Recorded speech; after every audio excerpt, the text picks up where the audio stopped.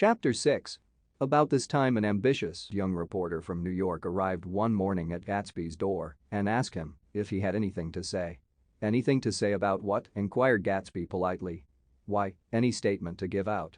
It transpired after a confused 5 minutes that the man had heard Gatsby's name around his office in a connection which he either wouldn't reveal or didn't fully understand.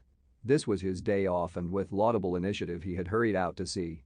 It was a random shot, and yet the reporter's instinct was right. Gatsby's notoriety, spread about by the hundreds who had accepted his hospitality and so become authorities on his past, had increased all summer until he fell just short of being news. Contemporary legends such as the underground pipeline to Canada attached themselves to him, and there was one persistent story that he didn't live in a house at all, but in a boat that looked like a house and was moved secretly up and down the Long Island shore. Just why these inventions were a source of satisfaction to James Gatz of North Dakota isn't easy to say. James Gatz, that was really, or at least legally, his name. He had changed it at the age of 17 and at the specific moment that witnessed the beginning of his career when he saw Dan Cody's yacht drop anchor over the most insidious flat on Lake Superior. It was James Gatz who had been loafing along the beach that afternoon in a torn green jersey and a pair of canvas pants, but it was already Jay Gatsby who borrowed a rowboat, pulled out to the Tuolumne, and informed Cody that a wind might catch him and break him up in half an hour. I suppose he'd had the name ready for a long time, even then. His parents were shiftless and unsuccessful farm people. His imagination had never really accepted them as his parents at all. The truth was that Jay Gatsby of West Egg, Long Island, sprang from his platonic conception of himself. He was a son of God, a phrase which, if it means anything, means just that, and he must be about his father's business, the service of a vast, vulgar, and meretricious beauty. So he invented just a sort of Jay Gatsby that a 17-year-old boy would be likely to invent, and to this conception he was faithful to the end. For over a year he had been beating his way along the south shore of Lake Superior as a clam digger and a salmon fisher, or in any other capacity that brought him food and bed. His brown, hardening body lived naturally through the half-fierce, half-lazy work of the bracing days. He knew women early, and since they spoiled him, he became contemptuous of them, of young virgins, because they were ignorant, of the others, because they were hysterical about things which in his overwhelming self-absorption he took for granted. But his heart was in a constant, turbulent riot. The most grotesque and fantastic conceits haunted him in his bed at night. A universe of ineffable gaudiness spun itself out in his brain while the clock ticked on the washstand and the moon soaked with wet light his tangled clothes upon the floor. Each night he added to the pattern of his fancies until drowsiness closed down upon some vivid scene with an oblivious embrace. For a while these reveries provided an outlet for his imagination. They were a satisfactory hint of the unreality of reality, a promise that the rock of the world was founded securely on a fairy's wing. An instinct toward his future glory had led him, some months before, to the small Lutheran College of St. Olaf in southern Minnesota. He stayed there 2 weeks, dismayed at its ferocious indifference to the drums of his destiny, to destiny itself, and despising the janitor's work with which he was to pay his way through. Then he drifted back to Lake Superior, and he was still searching for something to do on the day that Dan Cody's yacht dropped anchor in the shallows alongshore. Cody was 50 years old then, a product of the Nevada silver fields, of the Yukon, of every rush for metal since '75. The transactions in Montana copper that made him many times a millionaire found him physically robust, but on the verge of soft-mindedness, and, suspecting this, an infinite number of women tried to separate him from his money. The none too savory ramifications by which Ella Kay, the newspaper woman, played Madame de Maintenon to his weakness and sent him to sea in a yacht were common knowledge to the turgid subjournalism of 1902. He had been coasting along all too hospitable shores for 5 years when he turned up as James Gatz's destiny at Little Girl's Point. To the young Gatz, resting on his oars and looking up at the railed deck, the yacht represented all the beauty and glamour in the world. I suppose he smiled at Cody. He had probably discovered that people liked him when he smiled. At any rate, Cody asked him a few questions, one of them elicited the brand new name, and found that he was quick and extravagantly ambitious. A few days later he took him to Duluth and bought him a blue coat, 6 pair of white duck trousers, and a yachting cap. And when the Tuolumne left for the West Indies and the Barbary Coast, Gatsby left too. He was employed in a vague personal capacity. While he remained with Cody he was in turn steward, mate, skipper, secretary, and even jailer for Dan Cody sober knew what lavish doings Dan Cody drunk might soon be about, and he provided for such contingencies by reposing more and more trust in Gatsby. The arrangement lasted 5 years, during which the boat went 3 times around the continent. It might have lasted indefinitely, except for the fact that LK came on board one night in Boston, and a week later Dan Cody inhospitably died. I remember the portrait of him up in Gatsby's bedroom, a gray, florid man with a hard, empty face, the pioneer debauchee, who during one phase of American life brought back to the eastern seaboard the savage violence of the frontier brothel and saloon. It was indirectly due to Cody that Gatsby drank so little. Sometimes in the course of gay parties women used to rub champagne into his hair. For himself he formed the habit of letting liquor alone. And it was from Cody that he inherited money, a legacy of $25,000. He didn't get it. He never understood the legal device that was used against him, but what remained of the millions went intact to LK. He was left with his singularly appropriate education. The vague contour of Jay Gatsby had filled out to the substantiality of a man. He told me all this very much later, but I've put it down here with the idea of exploding those first wild rumors about his antecedents, which weren't even faintly true. Moreover, he told it to me at a time of confusion, when I had reached the point of believing everything and nothing about him. So I take advantage of this short halt, while Gatsby, so to speak, caught his breath, to clear this set of misconceptions away. It was a halt too, in my association with his affairs. For several weeks I didn't see him or hear his voice on the phone. Mostly I was in New York, trotting around with Jordan and trying to ingratiate myself with her senile aunt, but finally I went over to his house one Sunday afternoon. I hadn't been there 2 minutes when somebody brought Tom Buchanan in for a drink. I was startled, naturally, but the really surprising thing was that it hadn't happened before. They were a party of 3 on horseback, Tom and a man named Sloan, and a pretty woman in a brown riding habit who had been there previously. "I'm delighted to see you," said Gatsby, standing on his porch. "I'm delighted that you dropped in." As though they cared. "Sit right down. Have a cigarette or a cigar?" He walked around the room quickly, ringing bells.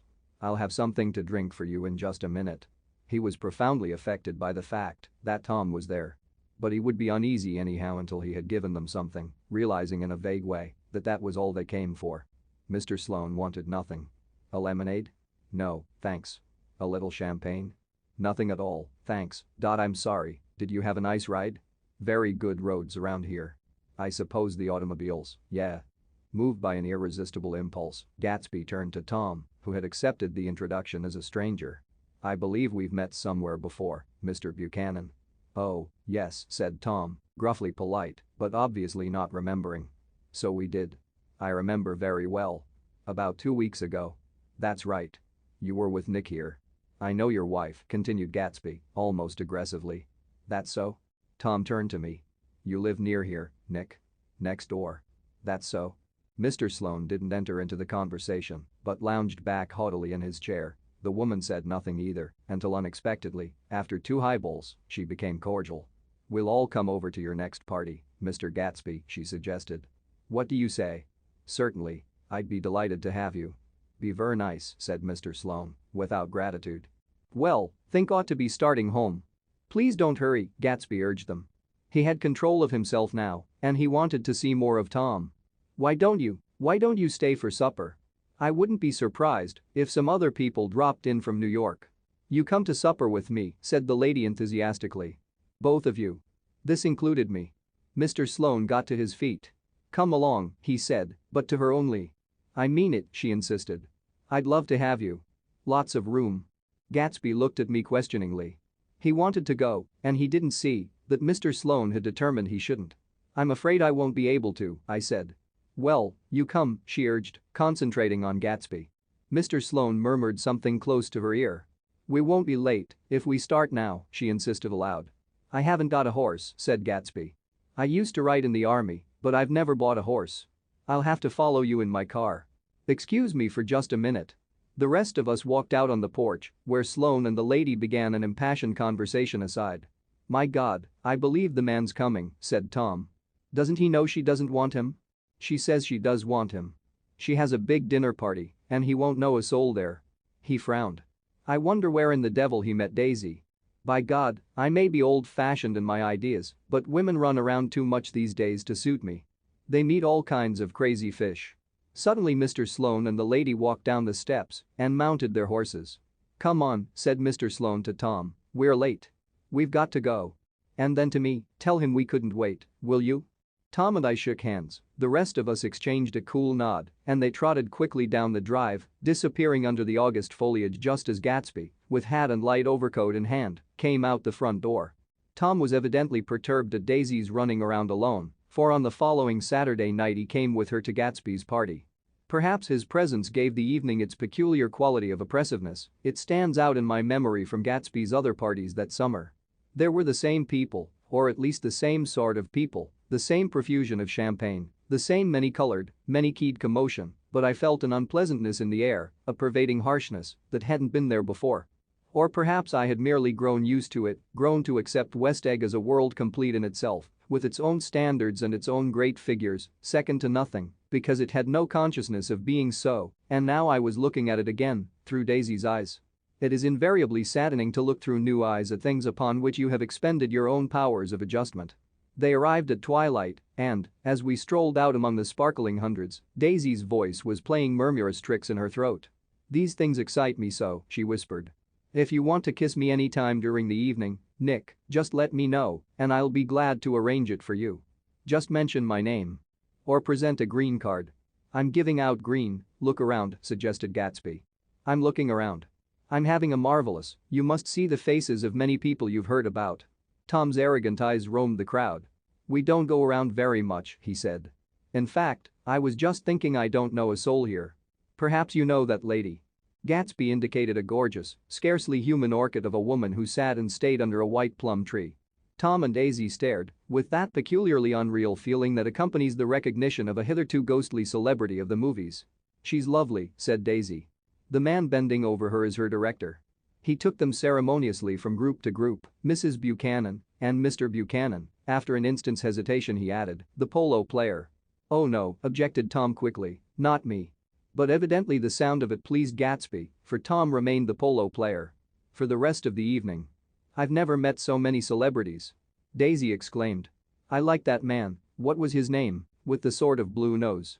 Gatsby identified him, adding that he was a small producer. "Well, I liked him anyhow." "I'd a little rather not be the polo player," said Tom pleasantly. "I'd rather look at all these famous people in oblivion." Daisy and Gatsby danced. I remember being surprised by his graceful, conservative foxtrot. I had never seen him dance before. Then they sauntered over to my house and sat on the steps for half an hour, while at her request I remained watchfully in the garden. "In case there's a fire or a flood," she explained, "or any act of God." Tom appeared from his oblivion as we were sitting down to supper together. "Do you mind if I eat with some people over here?" he said. "A fellow's getting off some funny stuff." "Go ahead," answered Daisy genially, "and if you want to take down any addresses, here's my little gold pencil." She looked around after a moment and told me the girl was common, but pretty, and I knew that except for the half hour she'd been alone with Gatsby, she wasn't having a good time. We were at a particularly tipsy table. That was my fault. Gatsby had been called to the phone, and I'd enjoyed these same people only 2 weeks before. But what had amused me then turned septic on the air now. "How do you feel, Miss Biederkir?" The girl addressed was trying, unsuccessfully, to slump against my shoulder. At this inquiry she sat up and opened her eyes. "Wah." A massive and lethargic woman, who had been urging Daisy to play golf with her at the local club tomorrow, spoke in Miss Biederkir's defense. "Oh, she's all right now. When she's had 5 or 6 cocktails she always starts screaming like that. I tell her she ought to leave it alone." "I do leave it alone," affirmed the accused hollowly. "We heard you yelling, so I said to Doc Civet here. There's somebody that needs your help, Doc." "She's much obliged, I'm sure," said another friend, without gratitude. "But you got her dress all wet when you stuck her head in the pool."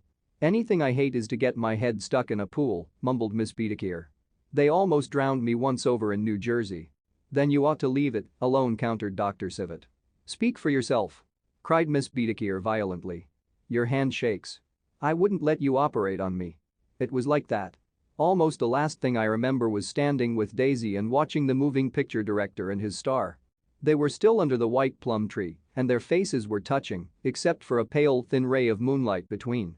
It occurred to me that he had been very slowly bending toward her all evening to attain this proximity, and even while I watched I saw him stoop one ultimate degree and kiss at her cheek. "I like her," said Daisy. "I think she's lovely." But the rest offended her inarguably because it wasn't a gesture but an emotion. She was appalled by West Egg, this unprecedented place.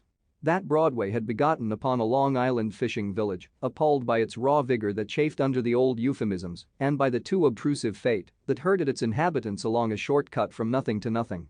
She saw something awful in the very simplicity she failed to understand. I sat on the front steps with them while they waited for their car. It was dark here in front, only the bright doors sent 10 square feet of light volleying out into the soft black morning. Sometimes a shadow moved against a dressing room blind above, gave way to another shadow, an indefinite procession of shadows who rouged and powdered in an invisible glass. "Who is this Gatsby anyhow?" demanded Tom suddenly. "Some big bootlegger? Where'd you hear that?" I inquired. "I didn't hear it. I imagined it. A lot of these newly rich people are just big bootleggers, you know." "Not Gatsby," I said shortly. He was silent for a moment. The pebbles of the drive crunched under his feet. Well, he certainly must have strained himself to get this menagerie together. A breeze stirred the gray haze of Daisy's fur collar. "At least they're more interesting than the people we know," she said with an effort. "You didn't look so interested." "Well, I was." Tom laughed and turned to me. "Did you notice Daisy's face when that girl asked her to put her under a cold shower?" Daisy began to sing with the music in a husky, rhythmic whisper, bringing out a meaning in each word that it had never had before and would never have again. When the melody rose, her voice broke up sweetly, following it, in a way contralto voices have, and each change tipped out a little of her warm human magic upon the air. "Lots of people come who haven't been invited," she said suddenly. That girl hadn't been invited. They simply forced their way in, and he's too polite to object. "I'd like to know who he is and what he does," insisted Tom. "And I think I'll make a point of finding out." "I can tell you right now," she answered. "He owned some drug stores, a lot of drug stores. He built them up himself." The dilatory limousine came rolling up the drive. "Good night, Nick," said Daisy. Her glance left me and sought the lighted top of the steps where 3 o'clock in the morning, a neat, sad little waltz of that year, was drifting out the open door. After all, in the very casualness of Gatsby's party there were romantic possibilities totally absent from her world. What was it up there in the song that seemed to be calling her back inside? What would happen now in the dim, incalculable hours? Perhaps some unbelievable guest would arrive, a person infinitely rare and to be marveled at, some authentically radiant young girl who with one fresh glance at Gatsby, one moment of magical encounter, would blot out those 5 years of unwavering devotion. I stayed late that night. Gatsby asked me to wait until he was free, and I lingered in the garden until the inevitable swimming party had run up, chilled and exalted, from the black beach until the lights were extinguished in the guest rooms overhead.